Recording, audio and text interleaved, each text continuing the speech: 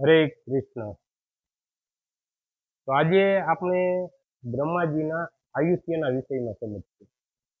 કારણ કે આપણે બધાએ સાંભળેલું છે ને કે ભાઈ બ્રહ્માજીની આયુષ્ય છે એ આપણા કરતાં ખૂબ જ મોટી છે. તો એના વિષયમાં આપણે જાણીએ છીએ કે ભાઈ અહીંથી ઉચ્ચ લોકની અંદર જ્યારે જાય ત્યારે સમયમાં પરિવર્તન છે. તો ઉચ્ચ લોકમાં બ્રહ્મલોકની અંદર બ્રહ્માજીનો નિવાસ છે. તો સંક્ષિપ્તમાં આપણે સમજીએ તો બ્રહ્માજીની આયુષ્ય કેવડી મોટી છે એને ખાલી સમજવા પૂરતું એક ઉદાહરણ જોઈએ તો બ્રહ્માજીની જે એક સેકન્ડ છે એ સેકન્ડે જો આપણે અહીંયા પૃથ્વીલોકમાં જીવવી હોય તો એના માટે આપણે અહીંયા 1,00,000 વર્ષ સુધી જીવવું પડે. તો બ્રહ્માજીની એક સેકન્ડ આપણે અહીં જીવી શકીએ. તો હવે આ બ્રહ્માજીની આયુષ્ય છે એના વિષયમાં ભાગવતમમાં વર્ણન કરવામાં આવ્યું. તો આપણે વિચાર આવે કે ભાઈ બ્રહ્માજીના આયુષ્યના વિષયમાં વર્ણન કરવા પાછળ કારણ શું હોય? એના પાછળનું મુખ્ય કારણ એ છે કે ભગવાનના સ્વરૂપને સમજાવવા માટે બ્રહ્માજીના આયુષ્યનું વર્ણન કરવામાં આવેલું છે. જેવી રીતે ભગવાનના વિષયમાં આપણે સાંભળેલું છે કે ભાઈ અણુથી પણ અણુ ભગવાન છે, સૂક્ષ્મમાં સૂક્ષ્મ પણ ભગવાન છે અને વિભૂથી પણ વિભુ ભગવાન છે. તો ભગવાન છે એ ખૂબ જ વિરાટ પણ છે.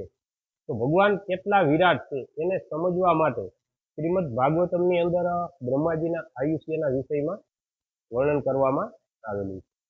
હવે બ્રહ્માજીના આયુષ્યને આપણે સારી રીતે સમજવી હોય તો એના માટે આપણે પ્રથમ તો 4 યુગના વિષયમાં સમજવું પડશે.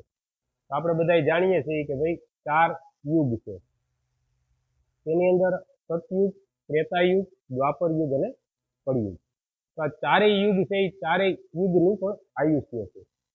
તો જે સતયુગ છે એની આયુષ્ય છે એ 17,28,000 વર્ષની છે. ત્યાર પછી આવે ત્રેતા. તો ત્રેતાની જે આયુષ્ય છે એ 12,96,000 વર્ષની છે. ત્યાર પછી આવે દ્વાપર કે જેમાં પૂર્ણ પુરુષોત્તમ ભગવાન શ્રી કૃષ્ણનું પ્રાગટ્ય થયું. તો દ્વાપર છે એની આયુષ્ય છે 8,64,000 વર્ષની. અને ત્યાર પછી આપણે જે યુગની અંદર રહી છે કળિયુગ 4,32,000 વર્ષ.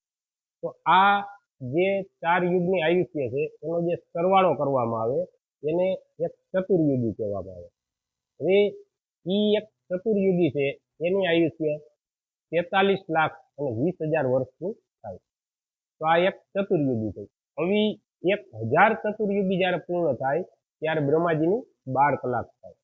અને શ્રીમદ ભગવદ્ ગીતાની અંદર વર્ણન કરવામાં આવેલું છે કે એ બ્રહ્માજીનો દિવસ છે 12 કલાક એટલે એવડી જ એમની રાત્રિ